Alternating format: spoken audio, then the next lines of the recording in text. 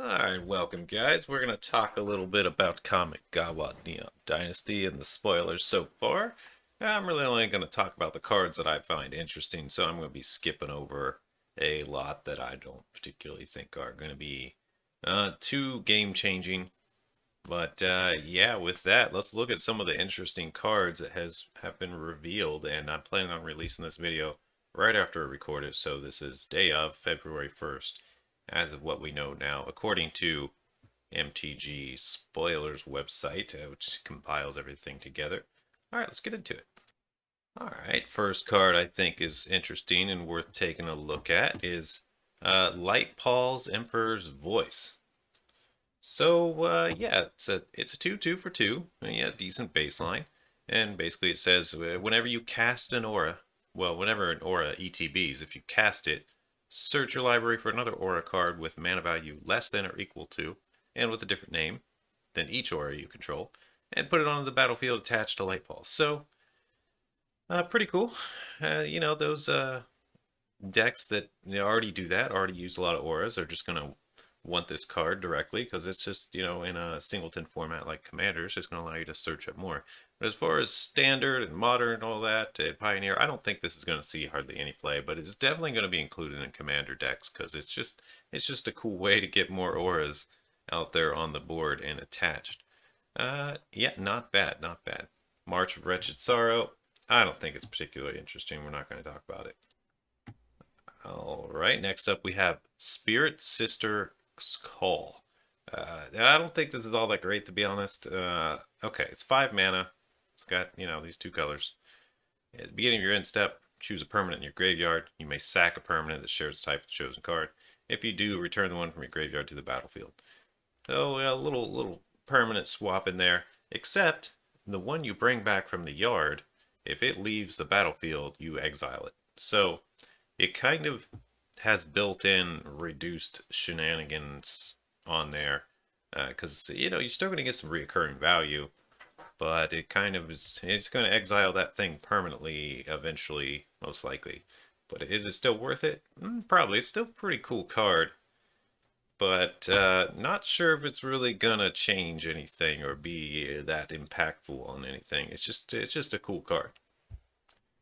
I guess, for me, the biggest selling point for this is it is any permanent. So you can do this with lands, enchantments, artifacts.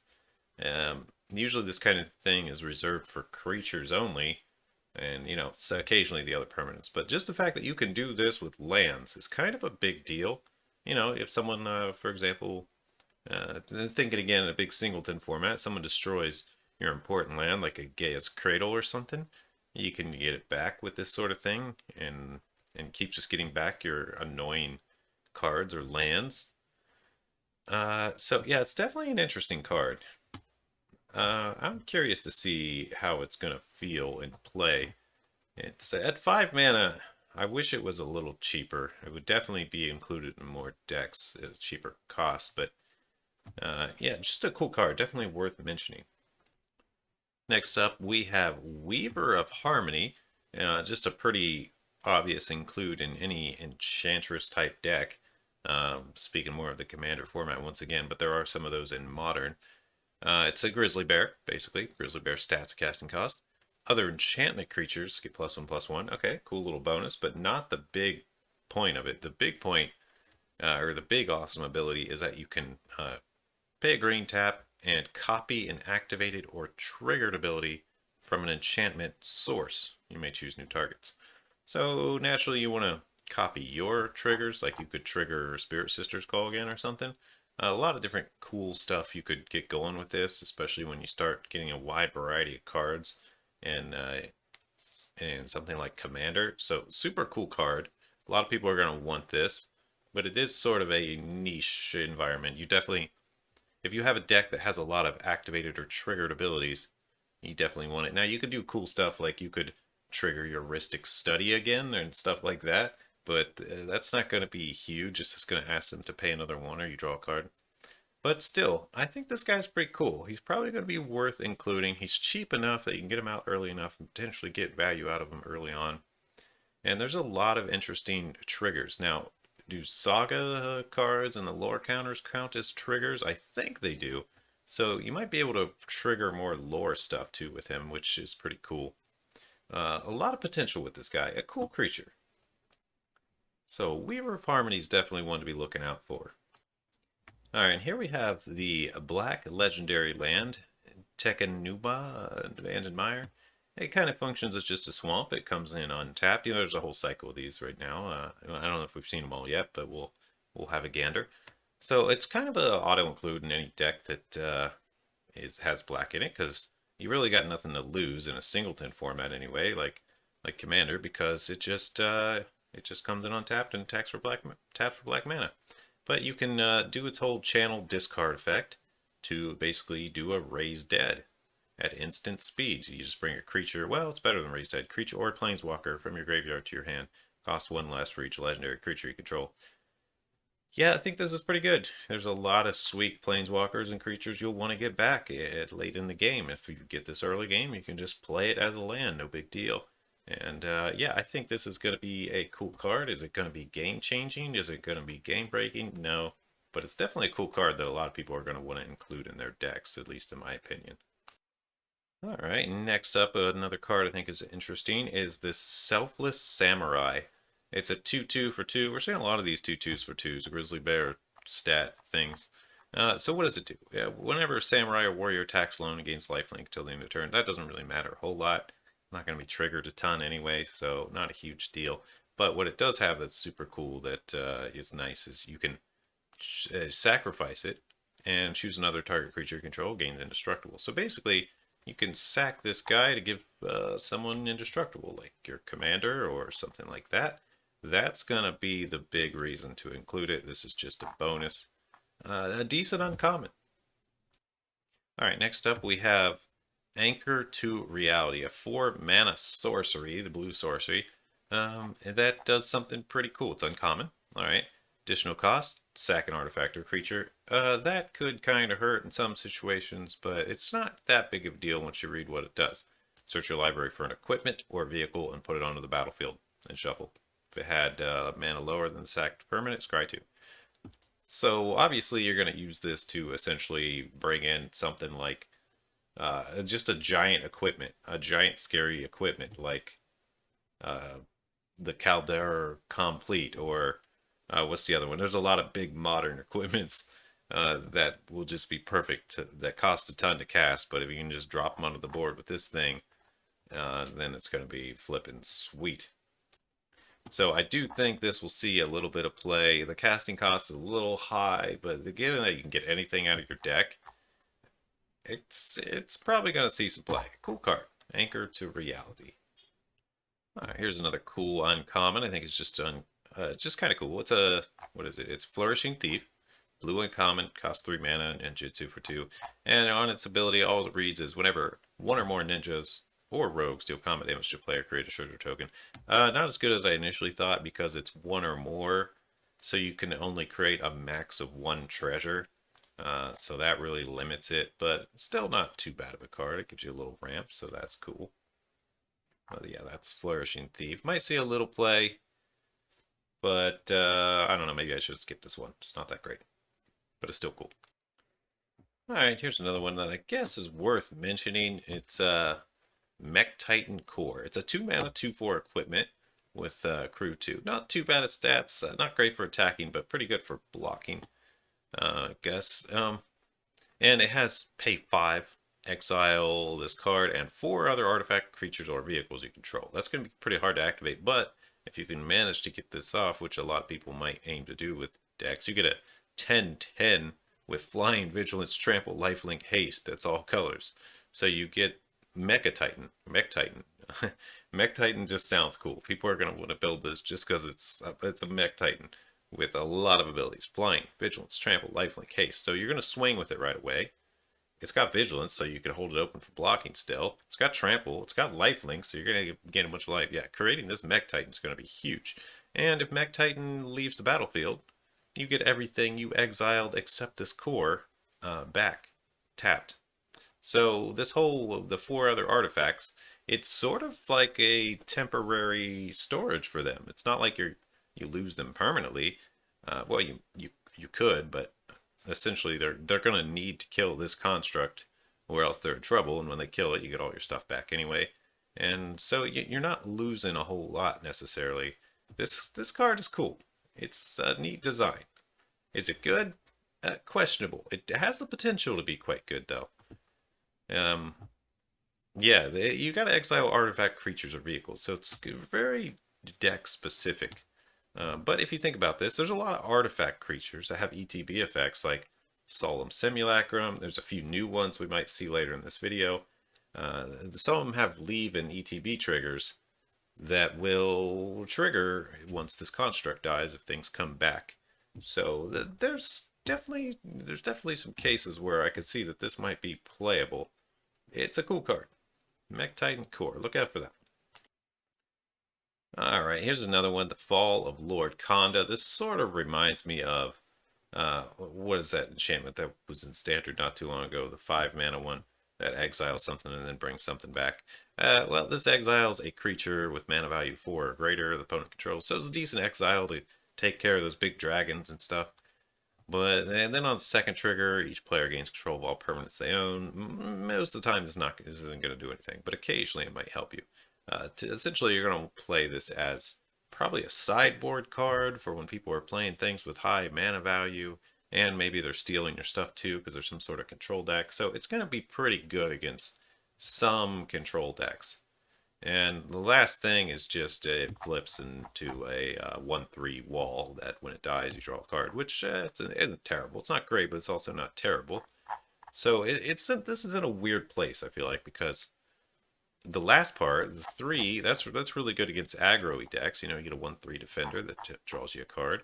But these first two are more against not so aggro decks, slower decks that have things with great mana value that might be pulling steal your stuff shenanigans eventually, or cast spells off of your deck shenanigans. So I don't know. This is a pretty cool card overall.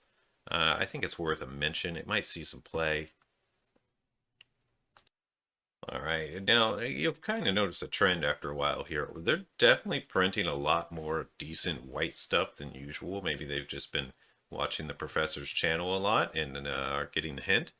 But I don't know if I fully agree with this. They might be making white a little overpowered. As you see, we're going to get to some other strong cards here, and we haven't even seen everything. All right, well, this is just okay. I mean, it's not necessarily super strong, but this is pretty solid. So first off, it's 3 mana. Okay, it searches for basic planes, puts it into your hand. All right, helps you just stabilize, make sure you get plenty of mana in the game. Second one, you can discard a card. If you do, you return a permanent card with mana value 2 or less from the battlefield to from your graveyard to the battlefield tap.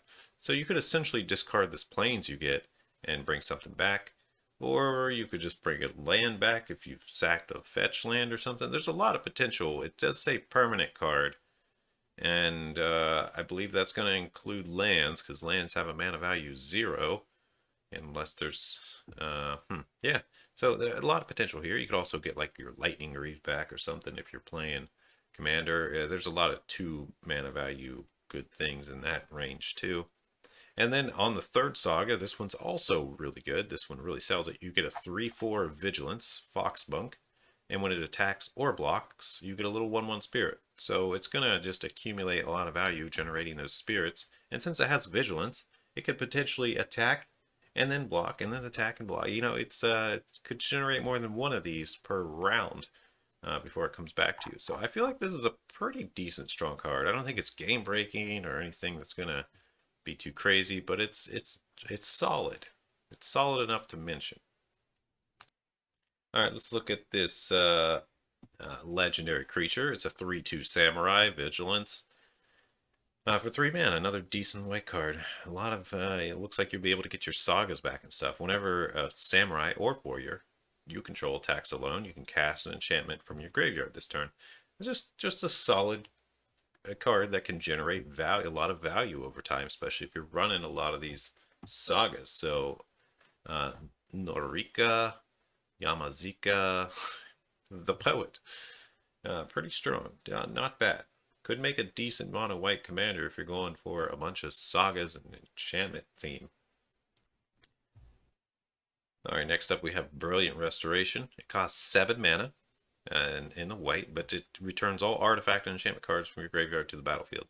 Now it's a lot of mana, obviously, but that's also a huge effect, especially if you've had a way to pile your graveyard with artifacts and enchantments all game. If you don't have that, this card's probably not ever going to be included, but if you're working with either mill yourself or draw this card a lot and just trying to fill your graveyard with the right combo, and then you can somehow cast this and just win on the spot, there's definitely some potential for this card to be viable. But based on the 7 casting cost, there might be cheaper ways to do that sort of thing already. But still a pretty cool card. Next up, I think this is where we're probably going to see this in... I think it's worth mentioning. We're going to see this in Modern, I think. Reality Heist. Cost 1 less for each artifact you control. So we're going to see that in, these blue or Thought Monitor decks, Scion of Draco Modern decks. This might be a pretty viable card in there. First of all, it's instant. Alright? And it costs 2 blue. Ignore this 5. If you're playing it in a deck this belongs in, you will never be paying any part of this 5. You will always just be playing the 2 blue. Maybe you'll pay 1 or 2, but, I'm trying to make an example case here and being a little, whatever the word is. So it's 2 blue. You look at your top 7, you get 2 artifacts, put them into your hand, and the rest in the bottom. So it's basically 2 blue, grab 2 artifacts off your top 7, which is pretty solid at instant speed. Yeah, this is going to potentially put some Modern decks I can't think of the name of the deck, but it's just the all artifact Thought Monitor. Maybe it's not Scion of Draco. That's a different card. That's the one that requires you to have 5 different lands, isn't it? All right. Well, the affinity for artifact decks. This is going to be just almost an auto include in those decks. I think it's pretty cool, worth mentioning for sure and being aware of. All right, this card's weird. I'm honestly not sure if it's worth mentioning, but it's only 2 mana. And it's a saga. It's going to create some rat tokens for all your opponents. Each opponent's going to end up getting 2, 1 for each lore. And then at 3, this flips, and you gain control of all rat tokens. So if you're playing a commander game with 3 other players, when this flips, you're going to get 6 rat tokens, potentially. And it has flying haste. And when it attacks, you can sack a creature, possibly one of those rats, and draw a card. So when this flips, you're probably going to get a bunch of rats. You're going to swing with it. You're going to draw a card. This is a cool card. This is a cool card. I like it. I like its design. I'm not sure if it's good, but it's definitely cool. Well, let's be fair here. It's probably going to be a fun card and good and a fun include in casual commander, but in any competitive format, probably not going to make the cut, but still cool. Tribute to Hirobi. Alright, next card worth mentioning. Now, I think this is actually a mythic too. Okay. It's Hitsugo consumes all. If I could speak. Hitsugo, is that how you say that? Consumes all. It's 3 mana in the Rakdos colors. And when it first comes out, gets its first lore counter, you destroy each non-land permanent with mana value 1 or less. This is going to hit. Think of Commander here. It's going to hit all treasures. It's going to blow up all them treasures. It's going to blow up all those 0-cost rocks, mana vaults, or 0 and 1 cost rocks, mana vaults, all those. And soul rings, everything. This could potentially kill a lot of stuff when it comes out. And this could be very viable in some competitive play because of how many little artifacts it's going to blow up and just kind of ruin people's plans. All right, and then the second one, exile all graveyards. That's also pretty big. It's just going to shut off a lot of those recursion things. So it's going to shut off those people who are trying to ramp really fast with cheap mana stuff, and then it's going to exile all graveyards and shut off that shenanigan. That's already pretty good. So what's it do on the third one? Well, it flips. And it flips into something pretty sweet. It flips into a 3/3 trample. Now, the rest of this, it's an Ogre Shaman. Okay, interesting. A 3/3 trample, which is okay. Okay, not too bad. Whenever it deals damage, you put a +1/+1 counter on it. And then if it deals 10 or more damage to a player this turn, they lose the game. That's probably the bottom one's never going to happen, most likely. But it's just a little bonus of a thing that could happen. It's basically a 3/3 trample that's probably going to grow a little bit. Now it doesn't have haste. I wish it had haste. So it's not going to start accumulating these counters right away, but you got to wait till your next turn when it doesn't have haste anymore. And yeah, so it flips into a decent body, we'll say. But really, what really makes it good is these first two abilities. Everything else on the third is just like a nice bonus. And it's a pretty solid bonus. Pretty good. So that's another card to look out for. That thing's going to be pretty sweet. Very playable. Definitely very playable. And now we get to a fun card. A Turtle Ninja. Why didn't they put Ninja Turtle? Why Turtle Ninja rather than Ninja Turtle? Copyright issues? Registered trademark? I don't know. But it's a Ninja Turtle. No one's gonna call it a Turtle Ninja. It's a Ninja Turtle. Kappa. Tech Wrecker. It has a pretty cool ability. Alright, he's a 1/3. Comes in with a death touch counter, and it has ninjutsu, so you could sneak it in with that death touch and kill something if they decide to block. Maybe. Or wait, I gotta read ninjutsu. Okay, I misspoke there. So to use ninjutsu, the creature has to be unblocked. So you're not going to be able to sneak death touch something that blocked. That's just not the way ninjutsu works. So if it's unblocked, you can still sneak it in, and if it deals combat damage to a player, you can remove its death touch counter and exile an artifact or enchantment. So that's still really cool. You still get to sit around with your little 1/3 ninja body, but at least you get to exile an artifact or enchantment with ninjutsu. It's super cool.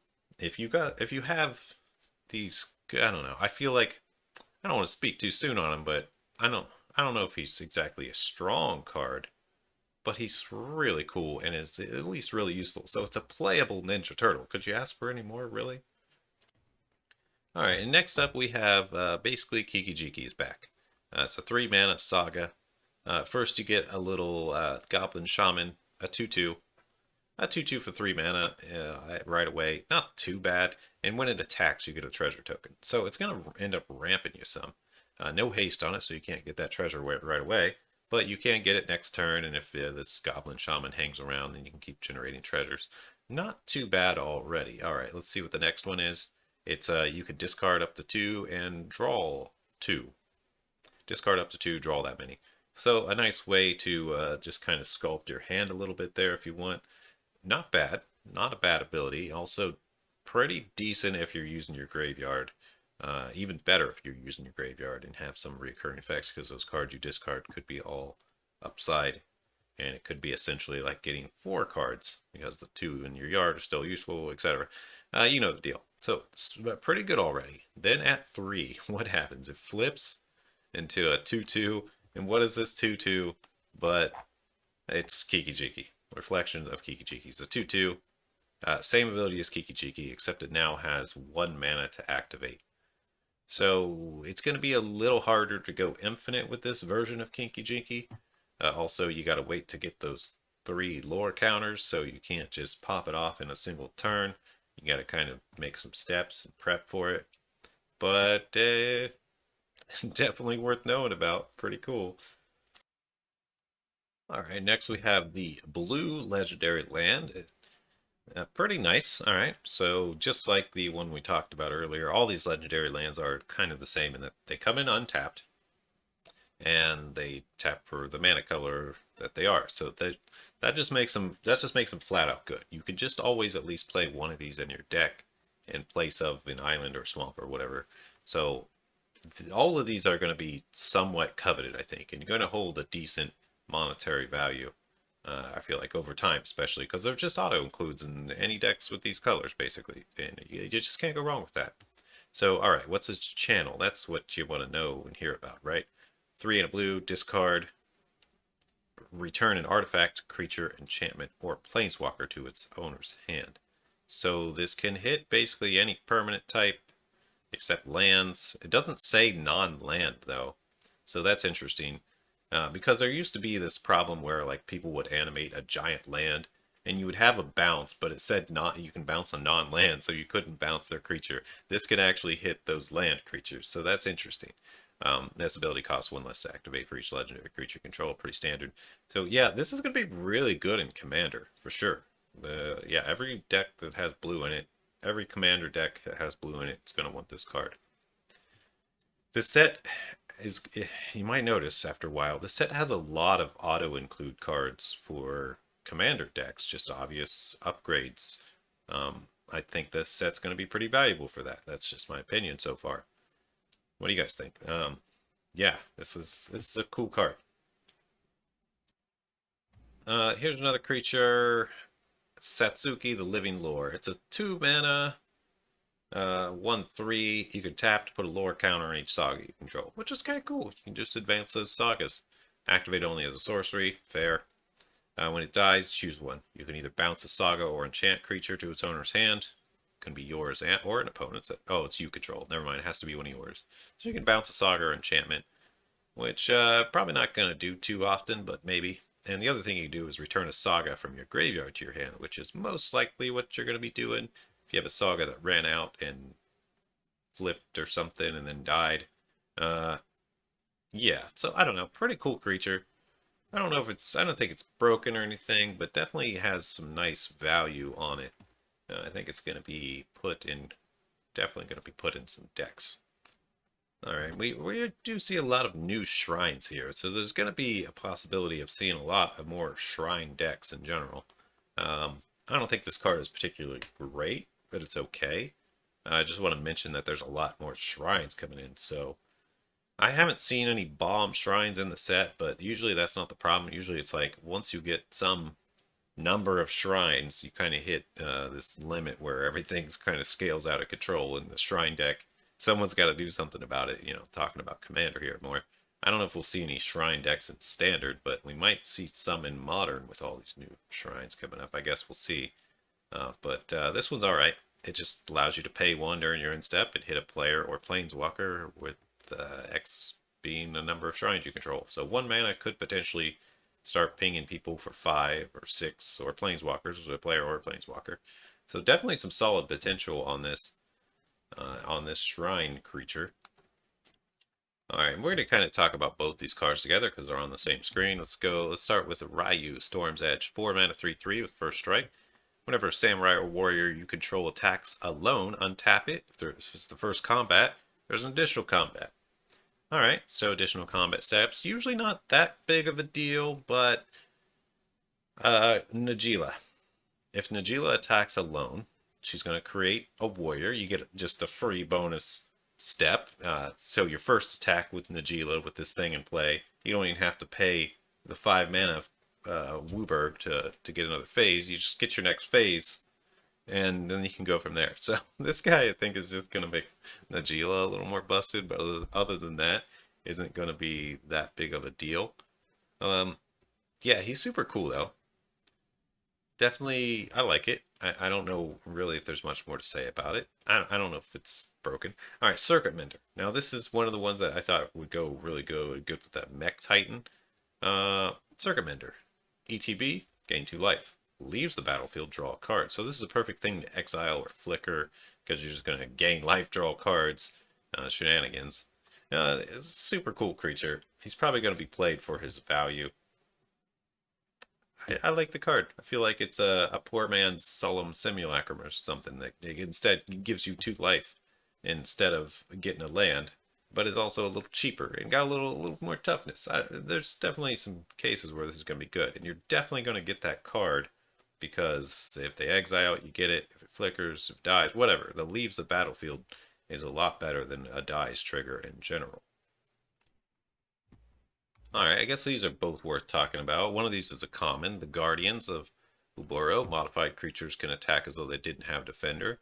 Yeah, this is probably going to be, you know, in this particular format, this is really strong because it's a 3/4 for 2 mana. And forget about Defender, it doesn't really matter in this format.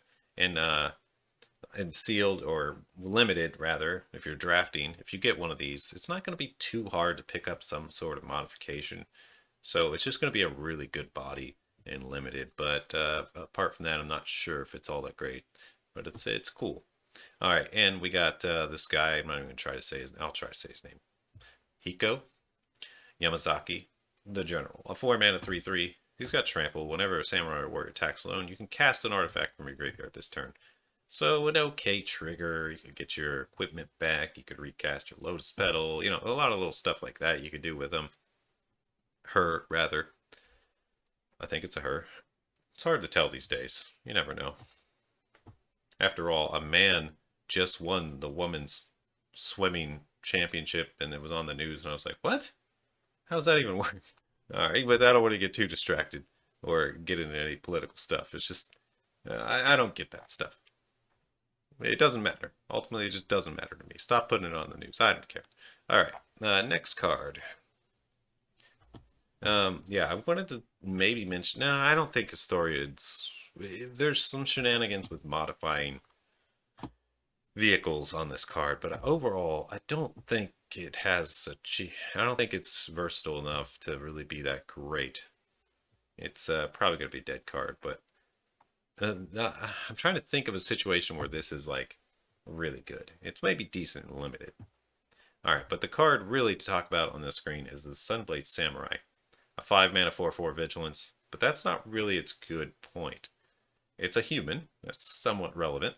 It's also a samurai, somewhat relevant. Vigilance, somewhat relevant.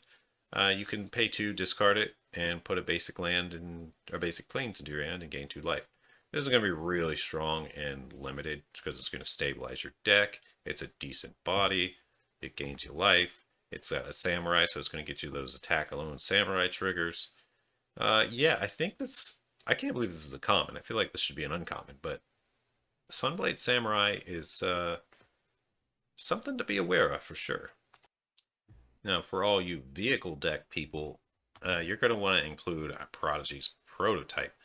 That's 3/4 vehicle with crew 2, but when it first, well, actually it says when one or more vehicles you control attack, you get a little pilot. The pilot's basically a 1/1 that has infinite power for crewing. So yeah, this guy's just going to generate pilots, and it doesn't even have to attack, just any vehicle needs to attack. So it's going to be pretty relevant. I don't know if it's super good, but it's definitely cool. And this card on the right, I think is terrible overall. It's basically going to shrink something down to a 1/1, or you can pay way more mana. Yeah, this card isn't worth talking about. Alright. Moon Circuit Hacker. Now this is a common a lot of people are ranting and raving about. Ninjutsu for 1 blue. And when it does combat damage, you draw a card. If it ETB'd this turn, you don't have to discard. Otherwise, you're going to be looting. So yeah, you can just pay 1 blue, bounce something you want to bounce anyway, like Yuriko maybe. Or no, not Yuriko, but you know, something. And you get to draw a card and get a little 2 damage in. And then it sticks around and becomes a looter. Or maybe you bounce it and pull its shenanigans again with some other ninjutsu. This card is definitely good. It's not game breaking, but it's good. Okay, over here we have another rat ninja. Cool. And this is a mythic. Nashi, Moon Sage's Scion. It's 3 mana, 2 black and 1 generic. Or you can ninjutsu for a total of 4. It looks like 3 generic and a black. But what does it do when it does combat damage to a player? Exile the top card of each player's library. And until the end of turn, you can play one of those cards.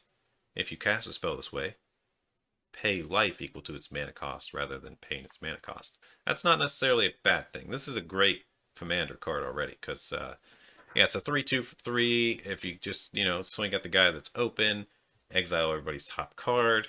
If it's still early enough in the game and you got tons of life anyway, you don't care. You're just going to cast the biggest bomb you happen to get. This card's really cool. As far as constructed, you know, standard and stuff, I don't know if this is that great. Probably not very playable, but this is a really fun commander card that I think we'll see some play in that area, especially since you just have that giant life pool. And you'll just be able to potentially pull something crazy. Like, imagine getting a big Eldrazi off someone's library. It's like, sure, I'll pay 10 life to cast that. That'll be fun. Yeah, a lot of potential there. Alright, a couple other little cool cards. Well, Tempered in Solitude is probably the cooler one. It just, whenever you attack alone, you get to exile your top card. You can play that this turn. Now, this might be good comboed with that one guy that we talked about earlier. I can't remember the name of. That if you attack alone, you get another attack phase. You could potentially get multiple triggers of this per turn. doing that sort of thing. So there's definitely some potential for this Tempered in Solitude, especially if you got a lot of haste as well. Because even if you got an empty board state, you can potentially drop a cheap haste creature, get this trigger. Not bad, especially if you're just 2 mana. Now, Arm Guard Familiar, I don't think, well, this card's clearly terrible, let's be real. But it brings up a new thing, Reconfigure. You know, this might not be the worst card in the world, but it's not going to be playable in any constructed format, that's for sure. Reconfigure is basically Equip, except it's not called Equip. It's called Reconfigure now, and it turns this creature into an enchantment, and if the creature dies, this turns back, or if the creature dies that it's equipping or reconfigured to, whatever you want to call it, this becomes a creature again. So it's essentially an equipment creature. But it's worth noting that Reconfigure is not Equip. Things that say equip costs are 0 or cost less don't work for Reconfigure, because Reconfigure is a different thing. So what is it? True Steel Paladin? One of the Paladin that says equip costs are 0 if you control 3 or more artifacts. It doesn't work on Reconfigure, but this is an equipment. So things that say stuff like, like Sigarda's Aid, where when equipment comes into play, attach it to something, that still works because this is an equipment. So that's just an interesting thing to note about Reconfigure that I think is important to know.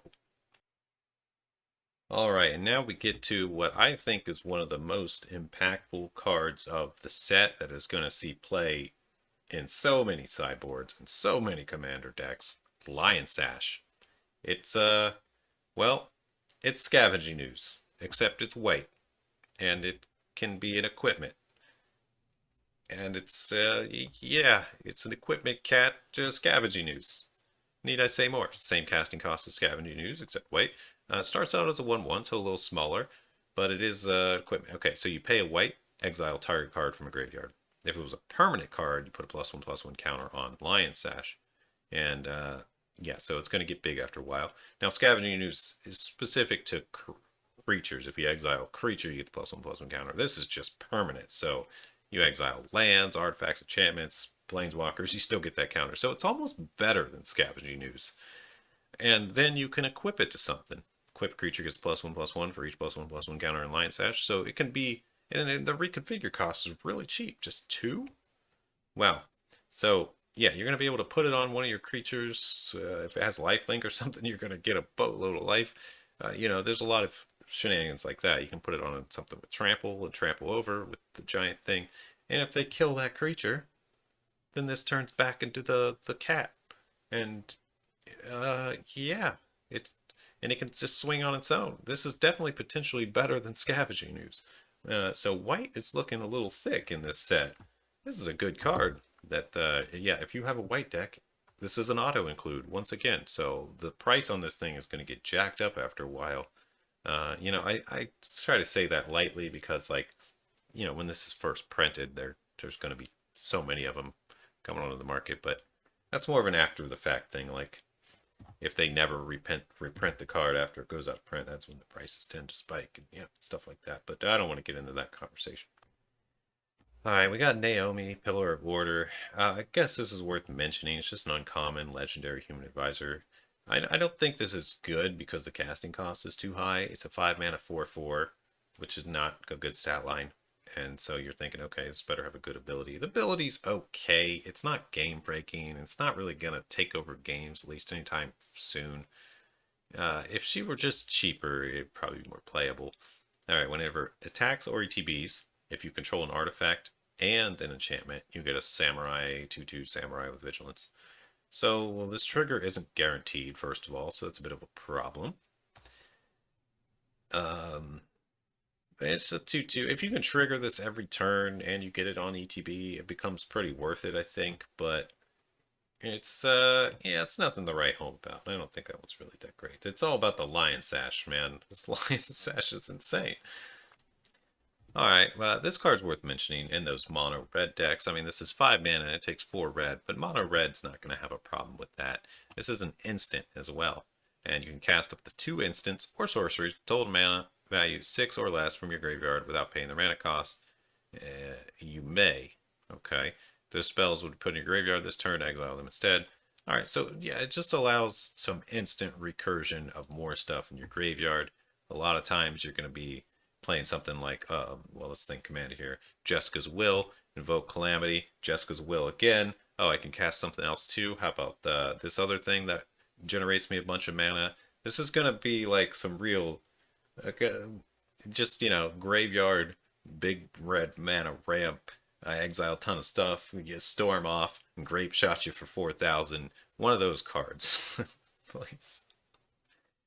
Oh man, I can see it now. This card is it's cool. It's it's just gonna it's gonna invoke calamity. Need I say more? Definitely a card to be aware of. All right, we got another little double feature: a lizard Fang or lizard blades. Okay, 1/1 double strike. You can reconfigure something to give it double strike. Some decent potential here. Definitely, it's for me. It's reminiscent of Ambercleave in a way. Uh, but we'll see how this plays out because if you get a big tramply creature, well, I guess it's not. If it had trample on it, it would definitely resemble Ambercleave more. But without that, maybe not. I don't know. We'll see how it goes. It really bothers me that this is a rare. But anyway, let's not talk about that. Let's talk about this red land. It's yeah, one of those auto include red lands. It's legendary. You can discard it and create 2 colorless spirits, and they gain haste. And this ability costs 1 less for each legendary you control. Not bad. I mean, you can do this to sneak them out and block, or get some 2 damage in with your hasty little spirits. Yeah, definitely a solid little ability. Not as broken as some of them we'll see shortly, but pretty good.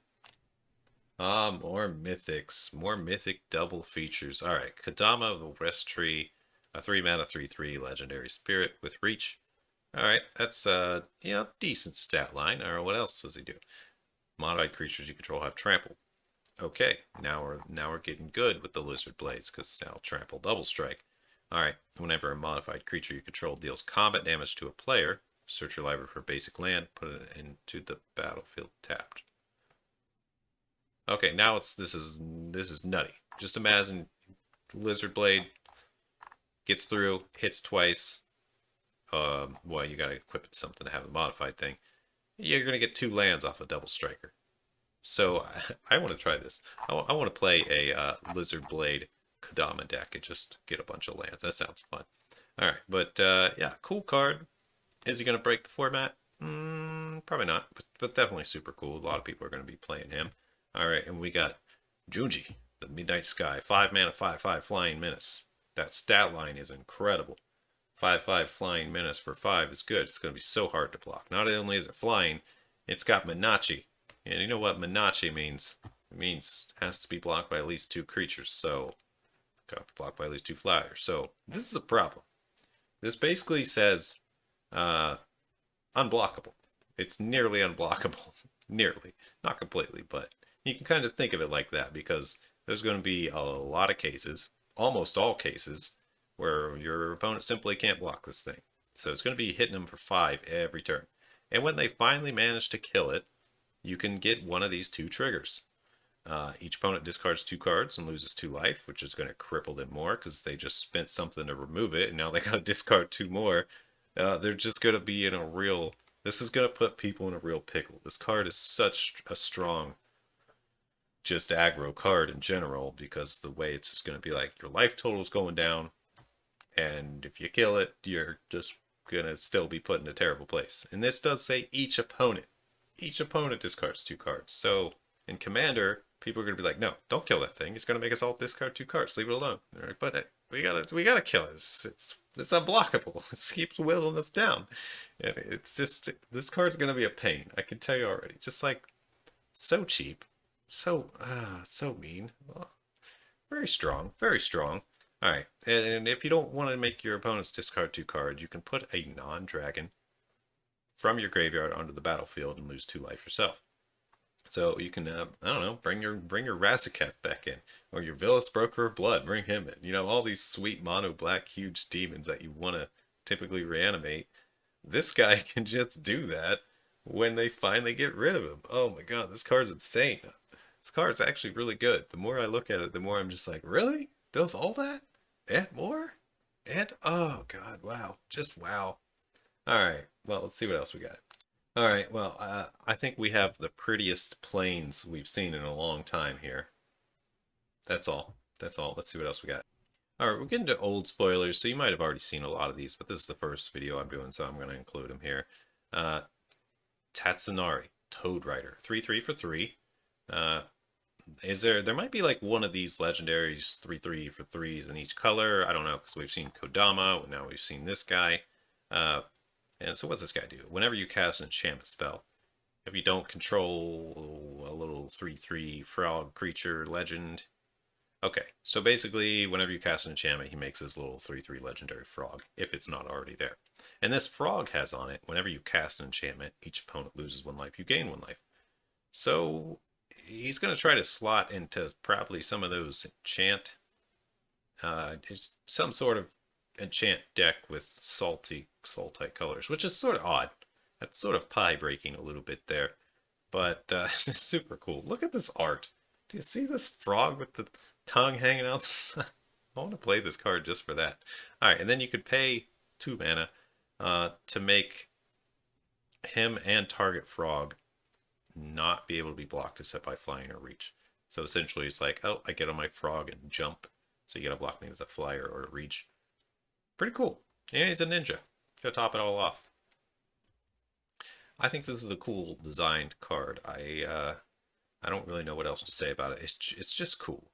The potential of getting 6 power and toughness in the air every turn with some additional shenanigans for just like this cheap mana is pretty strong. Definitely some power creep visible on this card.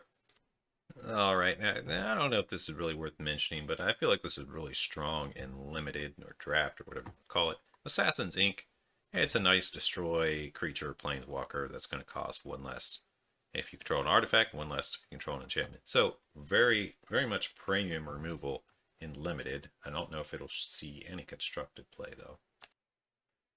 Alright, and next up we have well, I guess this is worth mentioning. There's a lot of like decent value, low CMC stuff, but this hover bike I feel like has somewhat of a special place that might not be fully realized. Alright, so it's 2 mana, and it has flash and flying. And when it ETBs, you tap up the 1 target creature. So there's some cases for this where you can, your opponent, before they go to combat, you flash out the hover bike, you tap their, you tap their big annoying creature. Let me find him. What's his name? You tap Junji, stop him for a turn finally, because he's going to kill you soon, and you can't really remove him, or he's still going to kill you, because that's how he was designed. Thanks, WotC, for that. But you can tap him down for a turn with the hover bike, and then you got a flyer, which is half the flyers you need to chump block him for a turn. I don't know if this is good, but it's definitely got some of those shenanigans on it.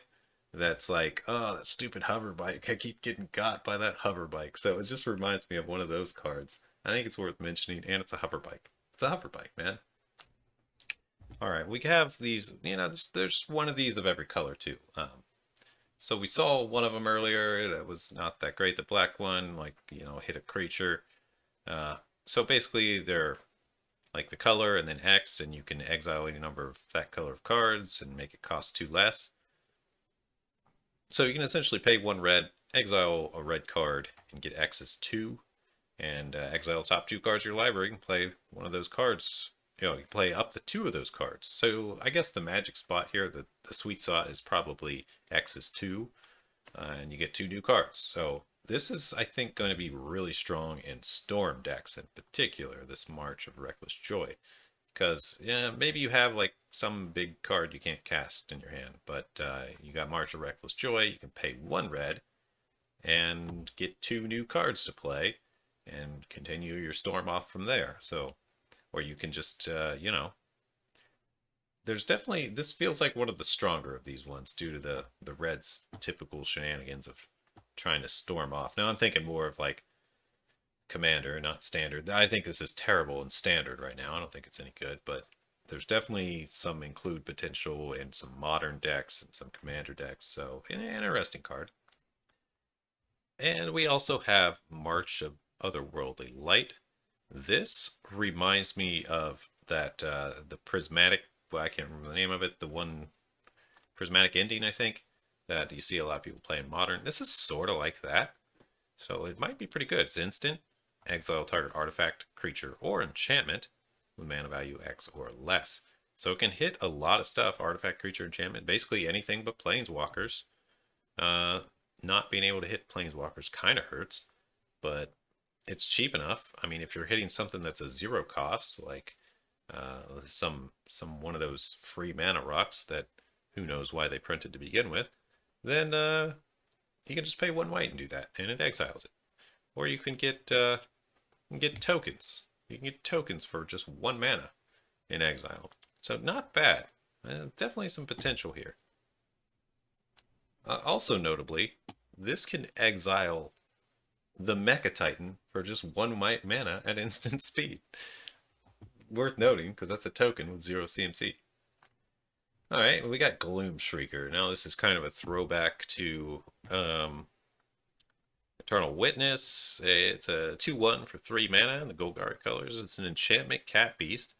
ETBs return target permanent from your graveyard. So it's not anything like Eternal Witness. It's only permanent. It's not quite as good. And if it dies, you exile it. So notably worse. But hey, it's got Menache. Alright, so I don't know. It's worth mentioning. Maybe okay. Kind of, the exile thing really hurts it a lot because there goes all your graveyard shenanigans that you like to do with Eternal Witness. And you can only get other permanents, can't get your sweet instant Wrath of God or whatever you need to win the game. It's got to be only a permanent. But still not too bad. You get your sagas back and stuff. Alright, another card that's definitely worth mentioning, the Mirror Box. Mirror Box says the legend rule no longer applies to you, which any card that says that on it is going to be coveted to some people, because sometimes you just want that if you're trying to copy a lot of your legends in like your commander deck. Mirror Box is just going to be a perfect fit. And then it says each legendary creature you control gets +1/+1. So, okay, that's cool. Play with all legends, copy your legends, they all get buffed, and it's even got more on it. The text keeps going. All right, that was enough. That was already pretty good. Each non-token creature you control gets +1/+1 for each other creature you control with the same name as that creature. So now it's just saying, all right, now it's just even better, basically. It's almost like a coat of arms specifically for your side of the board, and I don't know. I foresee this being one of those cards that people just go like, oh no, here comes the giant swing with all those copied legends in a turn or two. It's a pretty threatening card to hit the board if someone's got a play around type of deck for this. Can we talk about Scrap Welder? Scrap Welder, 3/3 for 3. Alright, decent stat line. Not a legend. You could sack an artifact with mana value X, so whatever its mana value is. Return an artifact with mana value less than X from your graveyard to the battlefield. It gains haste. Yeah, this is going to be great for all those vehicle decks, and just in general, this is just great. It's a lot like Goblin Welder. Yeah, except it costs more and it's bigger, and it has some limits. You gotta either, you gotta match the value, or the one in your graveyard has to be less.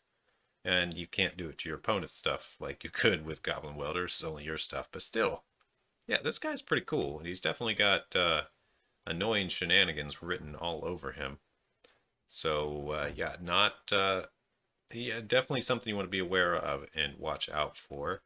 Invoke Despair. This is just a it's a common value rare.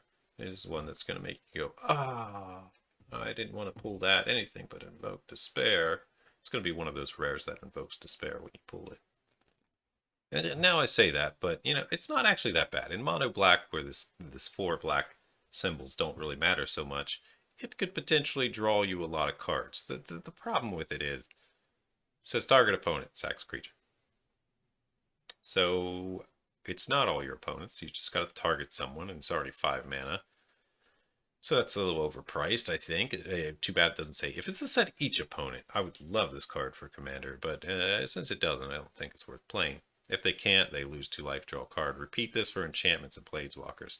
Now, this isn't that bad in mono black. Maybe there's some cases where it's like you play this as your card advantage card because it's going to make them sack up to 3 things, and if they don't, they're still going to lose life and you draw cards. But in general, I don't think it's going to be played too much. Just too high of casting cost. Alright, now we get to the fun cards, like the Wandering Emperor, a planeswalker with flash. Yeah, it's a mythic. Alright, when she ETBs, you can activate her loyalty abilities anytime you play an instant. So if you flash her in, you can activate her loyalty abilities right away. It's that big point, which is cool. That's probably what you want to do. You probably want to trick someone into attacking and then either create a samurai to block with or exile their tapped creature and gain 2 life. So if someone swings at you with a big annoying dragon, you just flash her in and exile it if it's tapped. But in the worst case scenario, if they're not playing any creatures, you can still flash her in, create a samurai right away, and then on your turn, turn it into a 3/3. And then, keep pumping from there. So this is a strong card. The Wandering Emperor, it's going to be pretty good for control decks. Definitely very good. Let's take a look at Tamiyo, the completed Sage. 5 mana. You can pay 2 life for one of those mana if you want. And what is there? She's got 5 loyalty, +1, tap up to 1 target artifact creature, doesn't untap. So you could kind of permanently keep something tapped down with this plus up, since it doesn't untap during the phase. So that's pretty good. Another good control card, but let's see what else she does. -X. Exile a non-land permanent, mana value X from your graveyard, create a token. That's a copy of it. So you can just copy stuff out of your yard, non-lands, but it does say permanent card. You can get enchantments, artifacts, other planeswalkers. Yeah, that's pretty cool. That's a really cool effect. All right, and her -7, which will be pretty easy to get to, really, because you're just going to be plussing up and tapping something down a lot of the time. Create Tamiyo's Notebook, a legendary colorless artifact that says spells you cast cost 2 less, and tap to draw a card. Her Notebook, that's pretty cool. That's a pretty significant cheaperness. 2 less is pretty significant. And tap to draw a card is just a nice bonus. They didn't even need that. Still would have been good. Yeah, pretty strong card. Pretty strong planeswalker for sure. Alright, we have the return of Tezzeret. This time, Betrayer of Flesh. 4 mana, 4 loyalty, planeswalker. Let's see. The first activated ability of an artifact you activate each turn costs 2 less. That's a pretty big deal.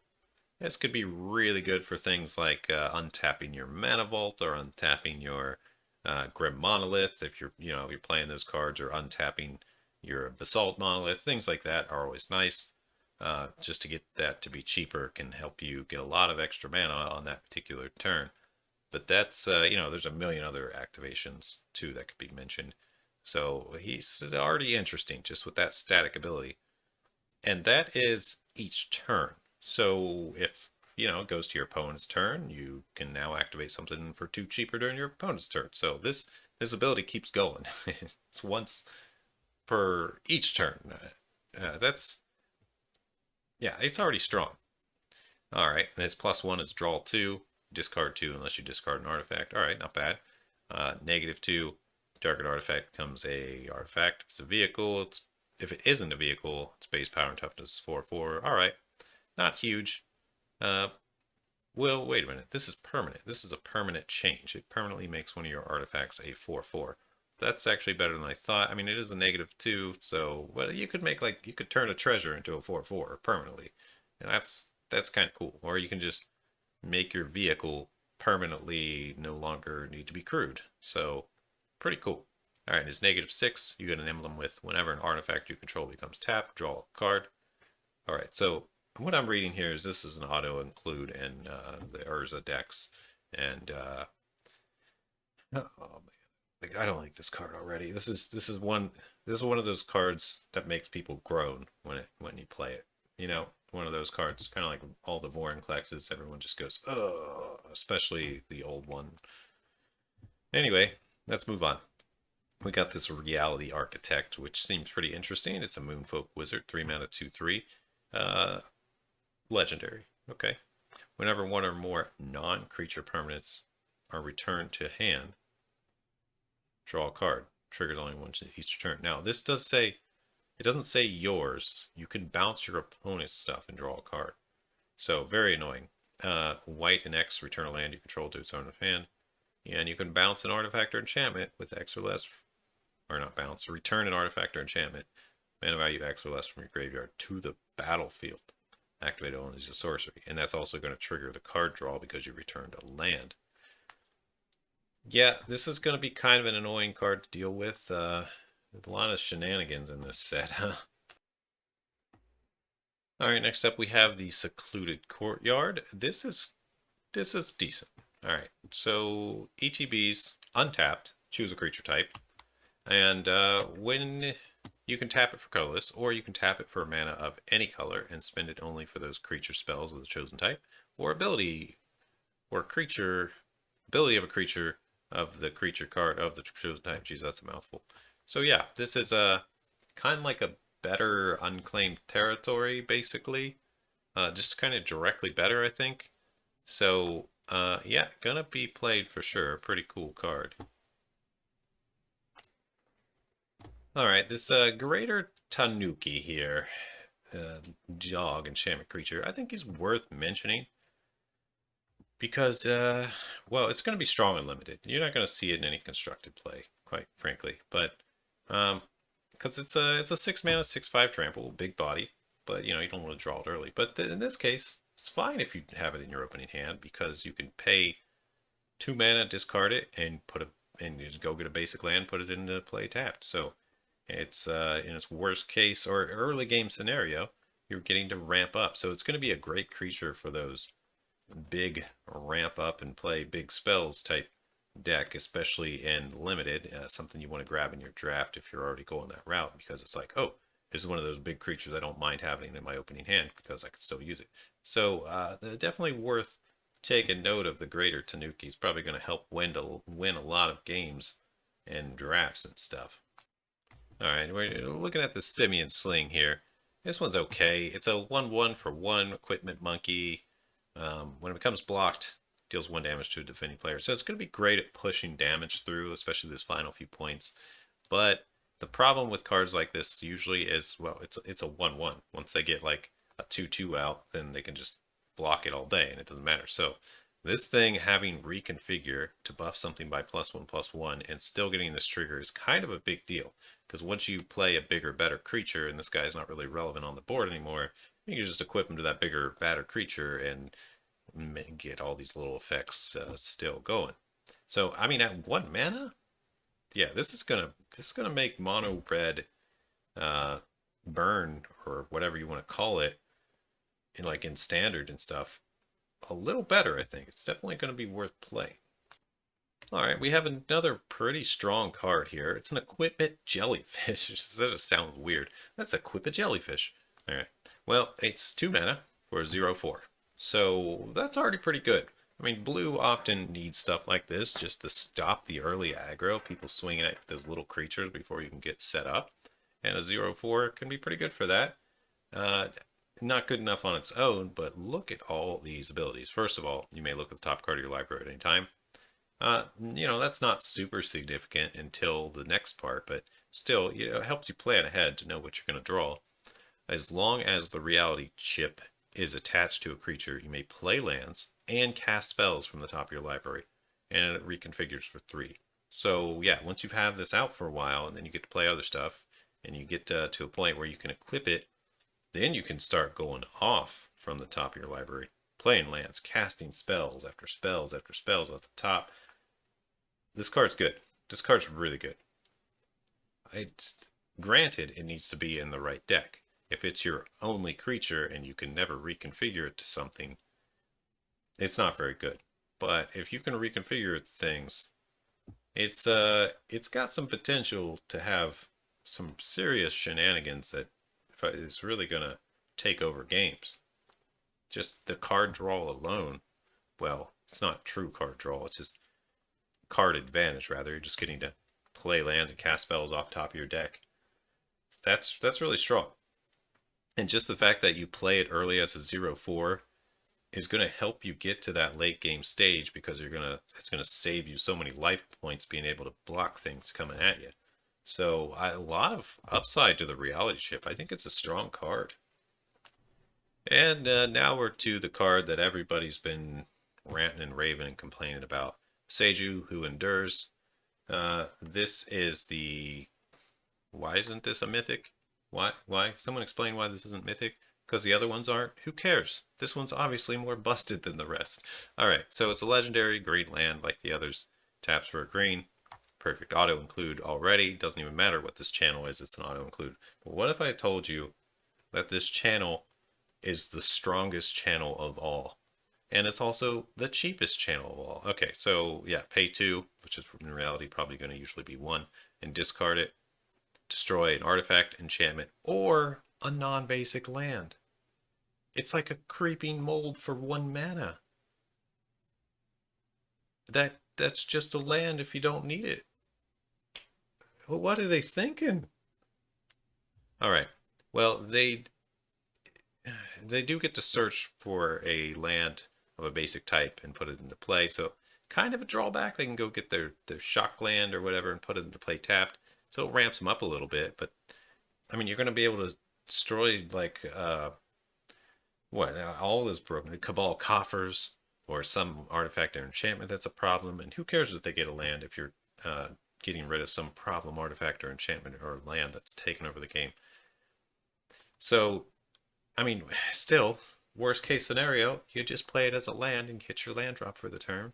Otherwise, yeah, you get to remove stuff. This is going to be highly, highly played in Modern, I can tell already. And it's going to be put in every single commander deck that has any amount of green in it. This card price is going to go through the roof because everybody needs it. I don't know what they're thinking, man. But alright. Over here we have Master Splinter. Master Splinter makes all your other ninjutsus cost less and makes your ninjas and rogues get +1/+1, including the Ninja Turtle. Very important. Alright, we were talking about shrines a little bit here and there. This is another shrine. Now, this one I don't think is super great. It's kind of pricey on the casting cost. But, you know, if you're playing a deck that's accumulating shrines, you might as well have more shrines. And this one does something pretty sweet. Your end step, you can pay 1. Just one. And what do you get for this one? A 1/1 colorless spirit for each shrine you control. So if you're up to 5, 6 shrines, you can pay 1, get 6 spirits. It's a lot of spirits for 1 mana. And, you know, combined with the red one we were looking at earlier, you can pay another 1 and then blast them in the face. So it's just another one of those scenarios where it's like you get enough shrines in play and you just take over the game because of the shrine value. Pretty interesting. I think it's worth a mention. This is some rare I wasn't particularly impressed with, but let's take a look at it. So it's 3 mana, gain 2 life, look at your top 3, exile 1 face down with Hatchling. And then you get to do that again on the next floor. So you get to do that twice. And then you get, on the 3rd one, it turns into this egg. Whenever this egg dies, you get to cast a creature from among the hatchlings without paying its mana cost. I don't think it's good. Too situational. What if you don't get any creatures here? You're paying 3 mana for 0/1. I guess you're gaining a total of 4 life, but its best case scenario is really strong. Its worst case scenario is really bad. Yeah, I think this is going to be a kind of a dead card that nobody wants to play, unfortunately. Not to say that it couldn't be good in some very specific decks, like a really heavy creature heavy deck that's, I don't know, got a ton of big casting cost stuff, but in that case, wouldn't you rather just have this be like a cultivate or some kind of ramp to help get to those rather than to take a chance on maybe being able to cast them, but only if they end up even killing this thing in the end to begin with? They could just leave that 0/1 sit there and you never get to cast. Yeah, not worth mentioning. I'm only mentioning it because it's on the screen, honestly. Alright, I feel like this one's worth mentioning. The Life of Toshiro Umezawa. Now, you get, for 2 mana, you get the Umezawa Jite's effect twice, which is not bad. I mean, most likely, you're going to be either killing a weenie with this -1/-1, or gaining 2 life, or if your opponent has no blockers, you're going to buff one of your guys so you can get some extra damage in. So not a bad trigger. It's never a dead trigger, because like worst case scenario, you got nothing, no creatures to hit, and you just gain some life, and then gain some life. And then what it turns into when it flips on the third saga is a little mana dork, a 2/3 black mana dork. Black doesn't necessarily have a lot of these, so sure you got to pay a life. Not that big of a deal though. Only cast instant sorcery. Black tends to have plenty of those anyway, or you can, yeah. I think this is a decent card. It's a black ramp card essentially with some other potential value on it. It could be very, very strong, because what if it kills 2 creatures and then it gets you a body that ramps? It's like, it could be a 3 for 1. It's potentially that good. I think this card, I don't know if anyone's mentioned it yet, but I think it might be a little busted. No, do you want 4 of them in your deck? Probably not, but it might be a good 2 of or 1 of in a deck. It's not bad. It also just might be something you sideboard in if they have a lot of 1 toughness creatures and they're trying to aggro you down, but because you can play it immediately and remove 1 and then keep getting value after that. So this is going to be really good in general against aggro-y decks, I think. Not so great against control decks though, because they're just not going to care too much. And when you finally get that creature, they're going to probably have a board wipe or something anyway ready to go. But against aggro decks, I think this is going to be really strong. So maybe it's good, going to be good in the sideboard. I don't know. I think it's worth mentioning, even in like a commander format, just at least getting to play this turn 1 or 2, and then eventually still getting, you get this little value out of it, and then you get to ramp while killing people's elves and birds of paradise or whatever they're trying to ramp with. Yeah, I feel like it's going to be worth playing. All right, another ninja I think worth talking about a little bit. Thousand Face Shadow. I mean, it's a 1/1 for 1. So how bad could it be? And it's flying. It's a 1/1 flying for 1. Already, already decent. It's a decent starting stat thing. Yeah. But it definitely, to be relevant in this day and age, it needs to do more. And it does do more. Well, first of all, it's a rare. That's, I don't know. It doesn't need to be a rare slot. I don't know. It costs 4 to ninjutsu. Really pricey ninjutsu costs, but check this out. Whenever it ETBs from your hand, if it's attacking, so basically if you ninjutsu it in, you get to create a token copy of another attacking creature. And then that token is also tapped and attacking. So the 4 mana upside is really good. I mean, playing it turn 1 or playing it to chump block some big dragon or something is not bad. It could help. But if you get to ninjutsu this and copy something else that has an ETB, or copy something else that's already huge and non-legendary, yeah, there's a really a lot of potential there to really pull off some pretty scary shenanigans. But it's going to be hard to set that up. So I don't think this is like super OP or anything, but it's potentially something you need to be aware of. All right, we got Jin Ji Taxis, Progress Titan, 7 mana, 5/5 Praetor. Cool. More, here come the Praetors again. Whenever you cast an artifact, instant, or sorcery, copy it. You may choose new targets, only triggers once each turn. Still really sweet. Artifact, instant, or sorcery. Double up your big artifact cast, double up your instant, double up your sorcery. Once per turn, so it triggers your opponent's turn. If you're playing a control deck, you get, I don't know, you counterspell something. Now you double counterspell something, so it's going to be harder to stop your counterspells because now they got to stop 2 of them rather than 1. So that sort of thing. Or if you're just playing, I don't know, an instant brainstorm on each turn, you got instants to play on everybody's turn, you're going to double those up. This guy reminds me a lot of Calamax because of that. So that's pretty cool. Calamax, the Storm Sire. But this guy's just mono blue, and he also does it with artifacts and sorceries, and he doesn't have to be tapped. He just can sit there and do it. So yeah, this is I guess you expect Praetors to be strong in general, and this definitely checks all those boxes of really strong card that's going to take over the game. Also, wait, that's not even enough. We only talked about the first paragraph here. he does more. You know, it would have been strong enough with this first paragraph, but let's just add more.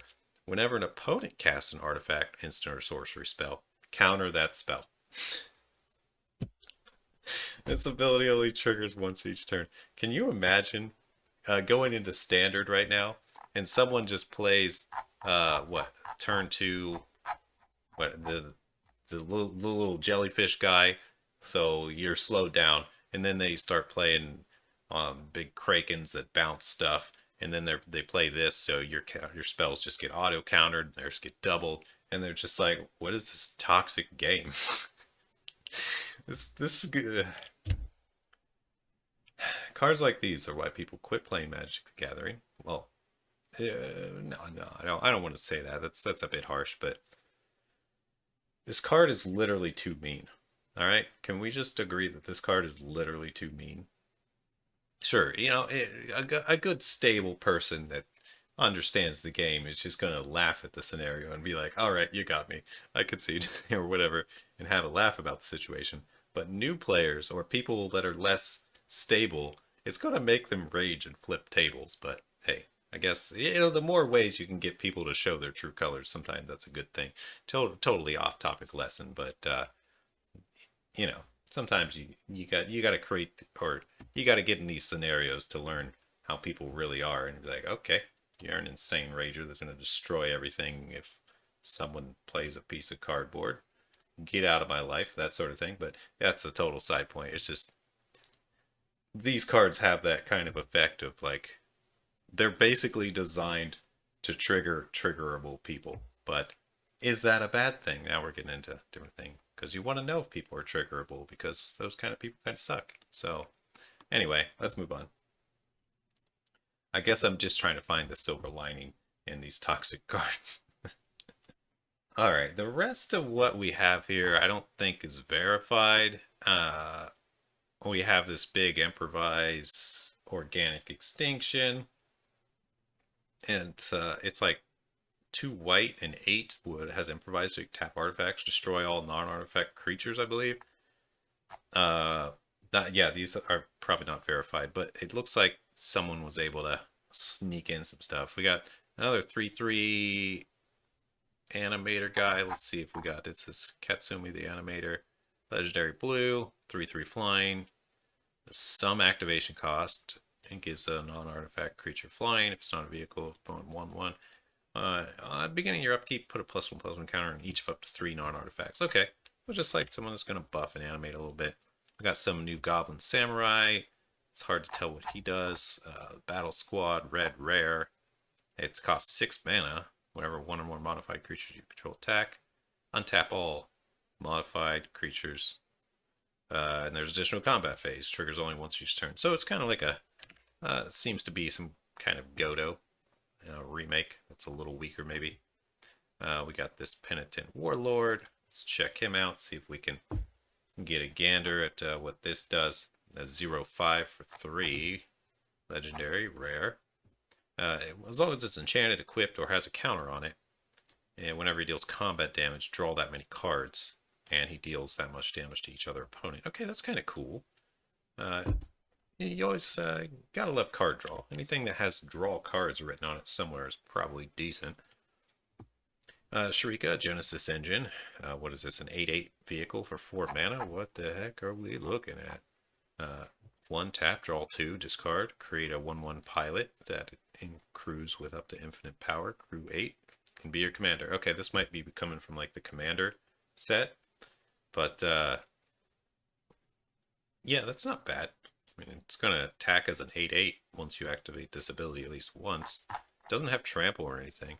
I can't tell if this is good or not. I think it's situational at best, but it's a big body, and 8/8's huge. Alright, but if these are commander only cards, that kind of changes things, because you're not going to play against them in standard or anything, you know. Kami, the Fractured Calm. Is it good?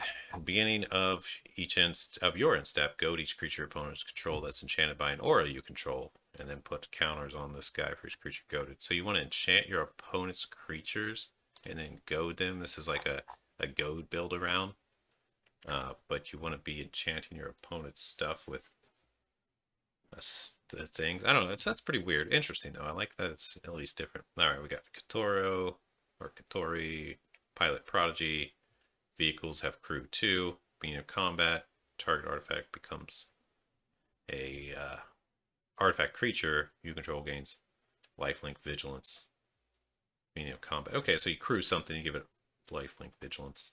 All right, it's all right, I guess. It's fine. We got some more interesting cards. Shattered Blade. 4/4 whenever an aura equipment enters the battlefield, you get a 2/2 menace spirit creature. That's pretty cool. Snake Samurai. Beginning of your end step, put a +1/+1 counter on each modified creature you control. Yeah, 4/4 for 4 with all upside. Not bad. And what is this? We have these dragons. I don't think these have been officially spoiled yet, so who knows if this is correct. But we have 5 mana, 4/4 Flying Death Touch. When it dies, you can search your library for 3 land cards, any land cards, not basic. Reveal them, put them into your hand. So yeah, you could go get your 3 coolest lands, or a bunch of lands with channel that essentially you can use spells. That's pretty good. And Flying Death Touch is good. It means it can always trade somewhat fairly. Or rather than get the lands, you can get an XX green spirit creature token where X is the number of lands you control. Oh, so you can just get a giant ground pounder. Oh, and if you don't want those lands. Okay, pretty interesting. Now we got a couple more dragons. Double feature. Here we go. 6/6 for 6. Flying Ward 3. Okay. Yeah, the 6/6 for 6 is... There's got to be something pretty good this day and age. Flying Ward 3 is not bad, but they'll probably still get rid of it. They'll pay the Ward 3 to get rid of a big flyer, usually. Right? Alright, return any number... Okay, so when it dies, return any number of non-land permanents, total mana value 6 or less, to their owner's hands. Okay, so a nice little bounce. Mill up to 6 cards, return 2 instant sorceries from your graveyard to your hand. Okay, that's really good. This whole mill thing is... and get 2 instants of sorceries back has shenanigans written all over it, because if you're like recurring this guy, sacrificing him, getting some 2 instants or sorceries that can help you keep the recursion going, and you get to mill more stuff to potentially do that more, and you can just like, you could create some loops with this already. I could see that being very possible. So yeah, pretty strong card. Definitely pretty strong card there. Very interesting. Curious to see what people will do with it. Okay, we got Ao, the Dawn Sky. 5 mana, 5/4, white, flying, vigilance, dragon spirit. Okay. When it dies, top 7, put non-land permanents with total mana value 4 or less onto the battlefield, rest on the bottom. Okay. So like a smaller collected company when it dies. Okay, that's not bad. So I guess this would work well as the top end of some kind of white weenie deck, because when it dies you get some more weenies or something. I don't know. Kind of situational on that. It's going to be hard to fit that in with the theme that works just right, I feel like. Let's see what the other ability is. Put 2 +1/+1 counters on each permanent you control that's a creature or vehicle. That could be pretty good too. So if you already got a really good board state and it dies, you just plus everything up. If you don't, you do the other one and try to improve your board state. So not bad, not bad. And let's see, we got more. Does this end? I don't see how long this is. All right, yeah, there are more. Looks like these are more unconfirmed cards, so we're not real sure. I guess we'll skip this one. Rasona. This could be something good. It looks like it's something for 3 mana that has haste. Let's take a look. This is unconfirmed. Who knows what it's actually going to be? Deals combat damage to a player. It has no indestructible counters on it. Put 1 on it. Okay. Whenever combat damage is dealt to you, remove the indestructible counter. Power toughness. Can't really tell. Yeah. I don't know. That might be interesting. I imagine it's like a 3/3 or something, but a 3/3 is not the most scary indestructible. We got farewell. I think this is unconfirmed as well. Choose 1 or more. Some big exile white spell. That could be pretty good. Graveyards, champs, creatures, artifacts. Who knows if it's actually a thing yet? We don't know. All right, so let's go. Let's take a look at some of these. Goro, Disciple of Rice, however you say it. A 2/2 legendary for 2. You can give for 1 red. You can give all your creatures haste. For 5, you can create a 5/5 dragon. Activate only if you control an attacking modified creature. So it's sort of like Boast, except he doesn't have to be attacking. And it has to be something modified. Okay. Yeah, decent. I don't think it's super great, but it's decent. It's cool. Soul Ripper, 4/3 for 2. Artifact vehicle, crew 2. When it attacks, you can sack a creature or an artifact, put a +1/+1 counter on it, and it gains menace. Okay. Until the end of turn. Yeah, okay. Fine. Commie of Transcendence, more unconfirmed stuff, so take it with a grain of salt here. A 2-mana 2/2 trample. Whenever you cast an enchantment, I'm going to put a +1/+1 counter on it. Beginning of each end step, if an enchantment was put into your graveyard from the battlefield this turn, you can return Commie of Transcendence from your graveyard to your hand. Each end step. All right, that's pretty good. It's just gonna always be coming back basically if you're playing it in a deck it belongs in. That's cool. All right, a Gonzo Uprising. Looks like we got an X sorcery spell with red-white X. All right, create a bunch of samurai, gain haste and menace until the end of turn. Oh, with vigilance. So they'll have vigilance, haste, menace until the end of turn, so you can swing with them right away. Each opponent creates X-1 samurai tokens. Okay, interesting. I can see how this could be a finisher, but I feel like there's just going to be more reliable finishers. We'll see, though, I guess. All right, and here's the white land, unconfirmed. They haven't spoiled this yet, so take these with a grain of salt. Who knows if these are real cards yet? A Gonzo, Seed of the Empire, the white legendary land. You can discard it, paying 4 damage to attacking and blocking, costs 1 less for each legendary. All right, the standard attacking and blocking damage. White sees that a lot. To have that on the land is kind of cool. And we got the Scar of the Flame, or whatever this is. Flame Discharge, unconfirmed, X red spell. X damage +2. Deals X damage, +2 if you cast while controlling a modified creature. X damage to a creature, planeswalker at instant speed. Not bad. Not bad. It only hits creatures with planeswalkers, can't hit players, but being instant's nice, and getting that +2 on it's going to make it a lot better. Alright, we got the Commie War. Looks like this is confirmed, or so it says. Wooburgen 1. First lore counter, exiles a non-land permanent. Okay, that's cool. Second one, return up to 1 non-land to its owner's hand. Each opponent discards card. Okay, pretty good. And then on its final phase, it flips into Ogachi, however you say that, made manifest. A 6/6 flying trample. And when it attacks, if any player chooses a non-land card in your graveyard, return it to your hand. It gets +X/+O, where X is the mana value. All right, so it's flample. And when it swings, it's probably gonna get even bigger. I'll get my face out of the way so you can see the art. That's a cool card. Cool. But yeah, casting cost a little rough. I don't know if we're going to see that played too much. All right, and the rest of these have been spoiled for like a long time, so I don't know if they're going to be anything super interesting. We got this Ogre Demon for 4, where you can sack, draw, or sack scry rather, but 4/4 for 4, not bad. Exile your top card, you play it this turn.